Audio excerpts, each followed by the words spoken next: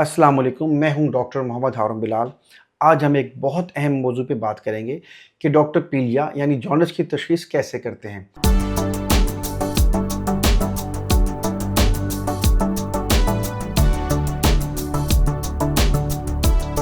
अक्सर लोग समझते हैं कि सिर्फ आंखें देखकर बीमारी का पता चल जाता है, लेकिन हकीकत ये है कि असल वजह जानने के लिए जिस्म के अंदर मुख्तलिफ टेस्ट और मराहिल से गुजरना पड़ता है।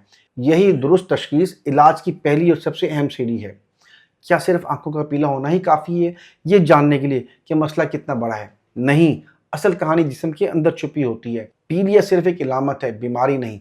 असल मसला ये होता है कि हमें ये नहीं पता होता कि जिगर में खराबी कहाँ और क्यों हो रही है। डॉक्टर सबसे पहले मरीज की इलामत सुनते हैं, जैसे थकन, भूख की कमी और पेशाब का रंग। उसके बाद खून के टेस्ट किए जाते हैं ताकि जिस्म में मौजूद पीले मादे यानी बिलिरुबिन की मिकदार मालूम हो सके। इसके अलावा जिगर की कारकर्दगी को चेक किया जाता है ताकि पता चल सके कि वो सही तरह काम कर रहा है या नहीं। डॉक्टर आमतौर पर खून के टेस्ट से शुरू करते हैं। इसमें जिस्म में पीले मादे यानी बिलिरुबिन की मिकदार देखी जाती है।